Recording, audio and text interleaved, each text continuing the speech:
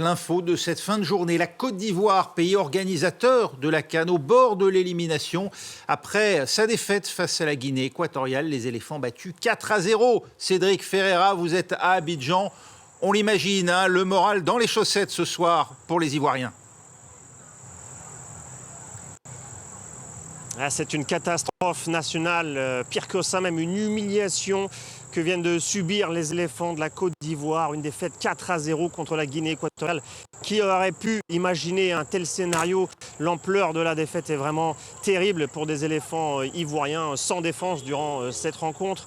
Il y avait beaucoup d'attentes, tout un pays qui espérait obtenir cette qualification pour les huitièmes de finale. Alors le match a commencé comme on s'y attendait. Les éléphants ivoiriens qui ont tout de suite mis la pression sur la Guinée équatoriale, poussés par tout un stade d'Ebimpe acquis à leur cause. Mais il y a eu beaucoup de maladresse et contre toute attente, première attaque des Équato-Guinéens et premier but signé Emilio Nsoué en fin de première période. Après la pause, la Côte d'Ivoire qui a continué de pousser et d'attaquer. Mais quelle maladresse des attaquants ivoiriens.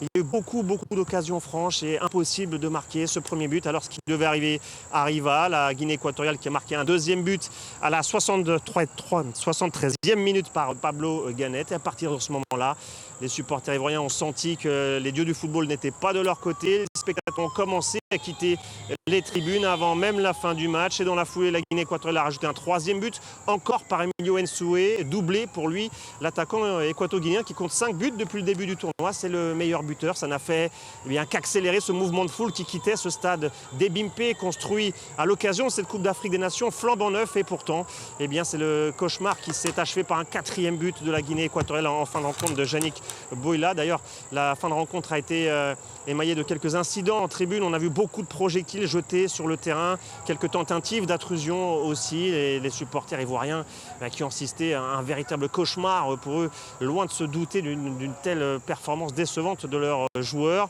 On fait le bilan de ce groupe A maintenant, puisque dans le même temps, le Nigeria a battu la Guinée-Bissau 1-0.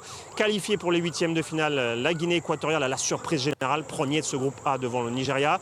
La Côte d'Ivoire est troisième avec 3 points, mais une différence de but très négative. Il faudra maintenant attendre les résultats de tous les autres groupes pour savoir si les éléphants ivoiriens seront repêchés parmi les meilleurs troisièmes.